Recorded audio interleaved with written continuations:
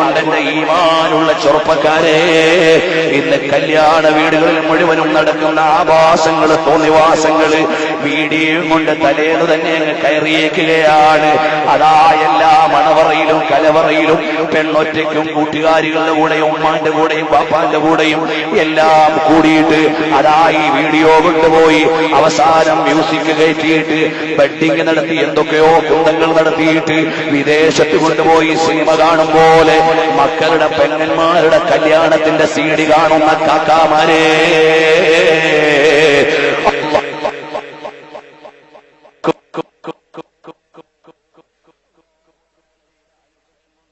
ധിക്കാരം കാണിക്കുകയല്ലേ. അത്തരം പണി ചെയ്യുന്ന ആളുകൾ, അത്തരം ജോലി ചെയ്ത് ജീവിക്കുന്നവരുണ്ടെങ്കിൽ ആ ജോലിയിൽ നിന്ന് പിന്മാറിക്കോ മോനെ. അല്ലാഹു തആല നിനക്ക് ഖൈറായ നിഅമത്ത് തരാൻ കഴിവുള്ളവനാണ്. കാരണം കുറച്ചു ദിവസം മുമ്പ് എന്നെ അറബ് രാജ്യത്ത് ജോലി ചെയ്യുന്ന ഒരാൾ വിളിച്ചിട്ട് ചോദിച്ചു, ഉസ്താദേ, ഞാൻ ഇന്ന അമീറിന്റെ വീട്ടിൽ ജോലി ചെയ്യുന്ന ആളാണ്, പേര് ഞാൻ പറയാം. അവിടെ വരുന്ന ആളുകൾക്ക് മദ്യം എടുത്തു കൊടുക്കുന്ന ജോലി, അവിടെ വരുന്ന സ്ത്രീകൾക്ക് ആവശ്യമായ സാധനങ്ങൾ എത്തിച്ചു കൊടുക്കുന്ന ജോലിയാണ്. ഞാൻ ഈ ജോലി ചെയ്യണമോ, എന്താണ് ചെയ്യേണ്ടത് എന്ന് ചോദിച്ചുകൊണ്ട് ചെറുപ്പക്കാരൻ ഞാൻ പറഞ്ഞു, മോനെ, നാട്ടിൽ വന്നിട്ട് കൂലിപ്പണി എടുത്ത് ജീവിച്ചാൽ അല്ലാഹു നിനക്ക് ഹലാലായ സമ്പാദ്യം, നീ ഇപ്പോൾ ചെയ്യുന്ന ജോലി നിനക്ക് അല്ലാഹു തആല കോപം പിടിച്ചു വെക്കാൻ പറ്റുന്ന ജോലിയാണ്. എത്രയോ ഹലാലായ ജോലി ഇവിടെ. ഈ നാട്ടിൽ വന്നിട്ട് കൂലിപ്പണിയെടുത്ത് പറമ്പ് കളച്ച് അതുപോലെ തന്നെ കുന്താലിപ്പണിയെടുത്ത് നീ ജീവിച്ചാലും അല്ലാഹു തആല തരുന്നത് ഹലാലായ സമ്പാദ്യമാണ്. കൂലിപ്പണി എടുക്കുന്നവർക്ക് കിട്ടുന്ന നല്ല സമ്പാദ്യമാണ്. അതുപോലെ മീൻ പിടിക്കാൻ പോകുന്ന ആൾക്ക് കിട്ടുന്ന നല്ല സമ്പാദ്യമാണ്. മീൻ കച്ചവടം ചെയ്ത് ജീവിക്കുന്ന നല്ല സമ്പാദ്യമാണ്. സമുദായത്തിൽ ചിലപ്പോൾ അങ്ങനെ ആളുകൾ ഇങ്ങനെ പറഞ്ഞു എന്നൊക്കെ ഇരിക്കും. പക്ഷേ അവർ ഹലാലായ നിലയ്ക്ക് വരുമാനം നേടുന്നവരാണ്. അവർ മോശക്കാരൻ. ഈ ചെയ്യുന്ന പണിക്കാരനോ വലിയ മോശക്കാരനാണ്. നീ ബാർ നടത്തിയിട്ട് 5 സ്റ്റാറിൽ ലൈഫ് നടത്തിയിട്ട് കാര്യമില്ല. അല്ലാഹുവിന്റെ അടുക്കൽ നിനക്ക് മൂല്യമില്ല. ഞാൻ ആ ചെറുപ്പക്കാരനോട് പറഞ്ഞു, മോനെ, അല്ലാഹു തആല ഹലാലായ സമ്പാദ്യമായി ഒരുപാട് മാർഗങ്ങൾ ഇവിടെ വെച്ചിട്ടുണ്ട്. അതുകൊണ്ട് ആ പണി ഒഴിവാക്കി നാട്ടിലേക്ക് പോരൂ. രണ്ടാമതും എന്നെ വിളിച്ചിട്ട് പറഞ്ഞു, ഉസ്താദേ, ഞാനത് ഉറപ്പിച്ചു, ഇത് ഒഴിവാക്കി വരികയാണ്. അല്ലാഹുവേ, ആ ചെറുപ്പക്കാരൻ നീ ബർക്കത്ത് ചെയ്യണം റഹ്മാനേ. ഹലാലായ സമ്പാദ്യം കൊണ്ട് നീ അനുഗ്രഹിക്കണം റഹ്മാനേ. ഇതുപോലെയല്ലേ സഹോദരങ്ങളെ അല്ലാഹുവെ മാനിക്കാൻ നമുക്ക് കഴിയണം. എല്ലാം കാറ്റിൽ പറത്തിയിട്ട് ഞാനിങ്ങനെ ജാടയിൽ ജീവിക്കുന്നു എന്ന് പറയാനല്ല.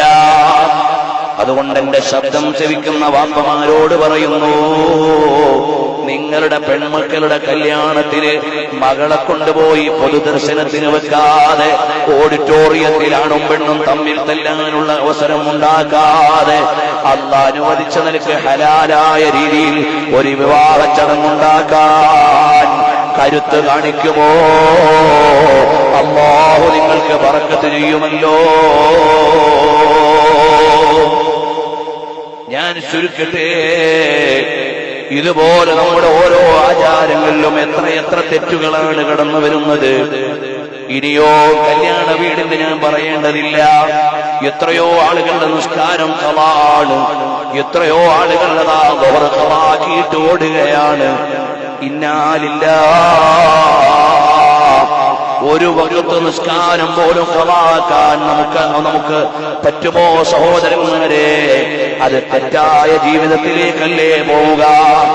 ഇന്ന് വിദ്യാഭ്യാസത്തിന്റെ പേരിൽ അതാ മക്കളെ അഴിച്ച് കയറൂരി അങ്ങ് വിടുകയാണ്. വാപ്പാക്കും ഉമ്മാക്കും വലിയ ഗമയാണ്. എന്റെ മോളിപ്പോ എഞ്ചിനീയറിംഗിനാണ്, എന്റെ മോക്കാണ്, എന്റെ മോള് അതാണ് ഇതാണ്. എന്ത്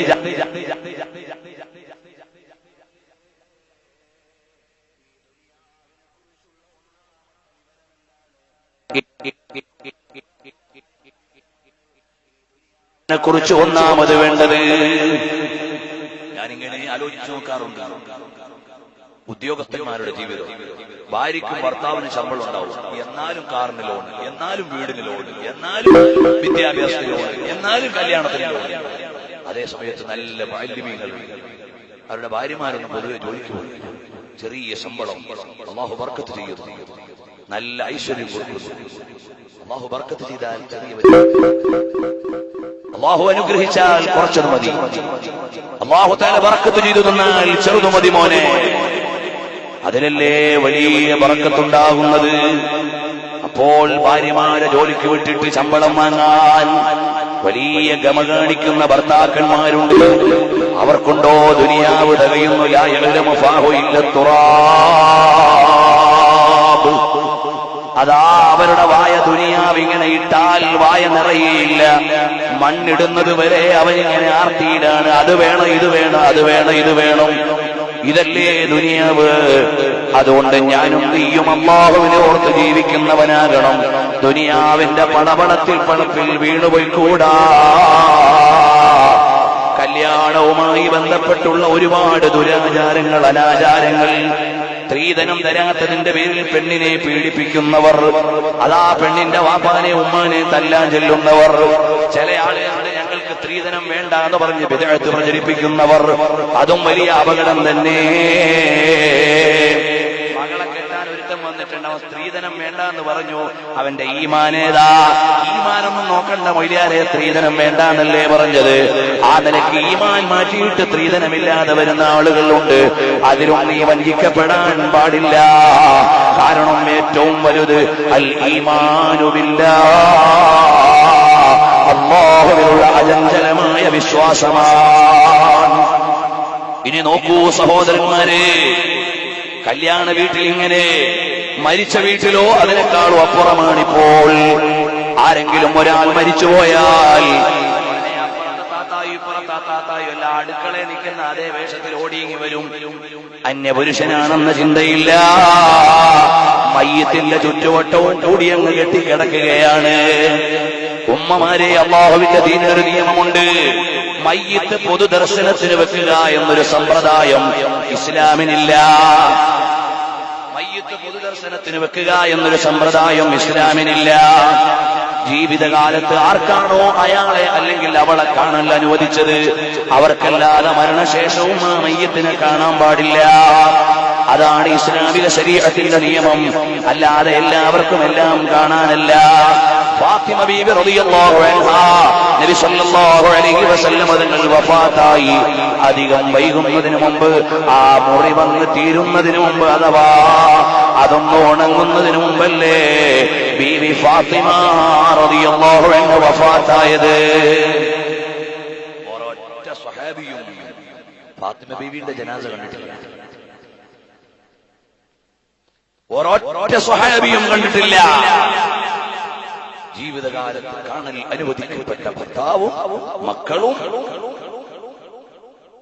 കസേര ഒന്ന് അടുപ്പിച്ചിട്ട് കൊടുത്താലും മറ്റുള്ളവർക്കും സൗകര്യപ്പെടും സംഘാടകർ. പ്രിയമുള്ള സഹോദരന്മാരെ, അപ്പോൾ ജീവിതകാലത്ത് കാണൽ അനുവദിക്കപ്പെട്ടവരല്ലാതെ ഒരാളും മഹാനാ മഹദിയായ ഫാത്തിമ റളിയല്ലാഹു അൻഹയുടെ ജനാസ കണ്ടിട്ടില്ല. അപ്പൊ ഈമാൻ കാണിക്കേണ്ടത് എവിടെയാണ്? ഈമാൻ കാണിക്കേണ്ടത് എവിടെയാണ്? മോനെ, എന്റെയും നിന്റെയും ഈമാനികമായ ആവേശം കാണിക്കേണ്ടത്, വാപ്പ മരിച്ചാൽ വാപ്പാന്റെ ജനാസ അന്യപുരുഷ സ്ത്രീകൾ കാണാൻ പാടില്ല. ഉമ്മ മരിച്ചാൽ ഉമ്മാന്റെ ജനാസ അന്യപുരുഷന്മാര് കാണാൻ പാടില്ല. അവിടെയാണ് ഈമാൻ, അവിടെയാണ് ഈമാൻ വേണ്ടത്. എന്റെ വാപ്പക്കത് പറ്റില്ല. മാത്രമല്ല സഹോദരന്മാരെ, ഒന്നറിയണം, ജീവിച്ചിരിക്കുന്ന കാലത്ത് വാപ്പ ഒരന്യപുത്രിയെ കണ്ടാൽ കുറ്റം വാപ്പാക്കാണ്. അതേ സമയത്ത് വാപ്പ മരിച്ചുപോയി, വാപ്പാന്റെ ജനാസ അന്യ സ്ത്രീകൾക്ക് കാണിച്ചാൽ വാപ്പ അത് പ്രതികരിക്കാൻ പറ്റുന്ന സ്റ്റേജിലില്ല. കുറ്റം ഉത്തരവാദിയായ മകനാണ്, അഥവാ ഉത്തരവാദിത്തപ്പെട്ട അവകാശികളാണ് കുറ്റവാളികൾ. അവരുടെ കയ്യിലാണല്ലോ ഈ മയ്യത്തിന്റെ കൈകാര്യമുള്ളത്. അതുകൊണ്ട് പ്രിയമുള്ളവരെ, അല്ലാഹുവിന്റെ മതത്തിന് നിയമങ്ങളുണ്ട്. നമുക്ക് എല്ലാവരെയും പോലെയും ആകാൻ പറ്റില്ല. ഇന്ന് ജനങ്ങളെല്ലാം അവർക്ക് തോന്നിയതുപോലെ അങ്ങ് ജീവിച്ചിട്ട് ഞാനും മുസ്ലിം എന്ന് പറഞ്ഞു നടക്കുക. ഓരോരുത്തരുടെ ഇഷ്ടം പോലെ ജീവിക്കുക, ഇഷ്ടം പോലെ കണ്ടുകൂട്ടുക. ഗൾഫുകാര് പണത്തിന്റെ പളവളപ്പിൽ ഓരോ സമ്പ്രദായങ്ങൾ നാട്ടിൽ കൊണ്ടുവന്ന് സ്ഥാപിക്കുക. എന്നിട്ട് അതെല്ലാം ജനങ്ങൾ ആകെ വിഷമിച്ചു പോകും. ജനങ്ങൾ അതിന്റെ പിന്നാലെ പോകേണ്ടി വരുന്നു. പ്രിയമുള്ള സഹോദരങ്ങളെ, അറിയൂ, ഇതുപോലെ മരണ വീട്ടിൽ മയ്യത്തിന്റെ അടുക്കലേക്ക് അന്യ സ്ത്രീയും പുരുഷനും കൂടെ ഇടകലർന്ന് ബഹളം വെക്കാൻ പാടില്ല.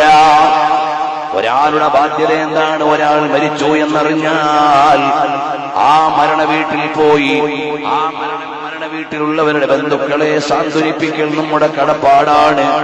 അവരുടെ മയ്യത്ത് സംസ്കരണവുമായി ബന്ധപ്പെട്ട കർമ്മങ്ങളിൽ സഹായിച്ചു കൊടുക്കൽ നമ്മുടെ ബാധ്യതയാണ്. മയ്യത്ത് നിസ്കരിക്കൽ നമ്മുടെ ബാധ്യതയാണ്. എന്നാലോ ഇന്ന് ചില സ്ഥലങ്ങളിലുണ്ട്, മയ്യത്ത് അങ്ങോട്ട് പൊതിഞ്ഞു വെച്ചാൽ കുറച്ച് താത്താമാര് ചാടിയങ്ങ് വീഴും. ഞങ്ങൾക്ക് നിസ്കരിക്കണം, എന്നിട്ടേ നിങ്ങൾ നിസ്കരിക്കാവോ. അങ്ങനെ ഒരു നിസ്കാരം ഇമാമിയങ്ങൾ പഠിപ്പിച്ചിട്ടില്ല, മതം നിർദ്ദേശിച്ചിട്ടില്ല.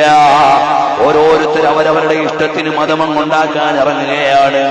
അങ്ങനെ ഒരു നിസ്കാരം വന്നാൽ ഇവിടെ കടപ്പാടുള്ള പുരുഷന്മാര് അവരുടെ ഫർദ് നിർവഹിക്കാൻ സംഘടിതമായി പള്ളിയിലേക്ക് കൊണ്ടുപോയി നിസ്കരിക്കുന്നതിന് മുമ്പ് തന്നെ ആ മയ്യത്തിനുള്ള അവകാശം നിങ്ങൾ നിഷേധിക്കുകയാണ്. അതുപോലെ സഹോദരങ്ങളെ, എത്രയോ കാര്യങ്ങൾ പറയാനുണ്ട്. ഇന്ന് ചില ആളുകൾ ഉണ്ട്, എന്തെങ്കിലും ഒരു വിഷയമുണ്ടായാൽ, മകളുടെ കല്യാണമുണ്ടായി അല്ലെങ്കിൽ വേറെ എന്തെങ്കിലും ഉണ്ടായാലോ ും പ്രശ്നം വെക്കുന്നവരെ സമീപിക്കുന്നവരും അല്ലാഹുവിന്റെ ഹബീബ് സല്ലല്ലാഹു അലൈഹി വസല്ലം തങ്ങളെ പഠിപ്പിക്കുകയാണ്. അന്നബി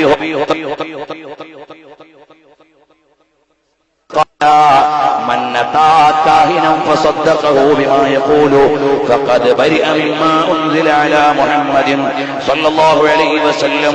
ഇമാം അബൂ ദാവൂദ് ഉദ്ധരിച്ച ഹദീസാണ്.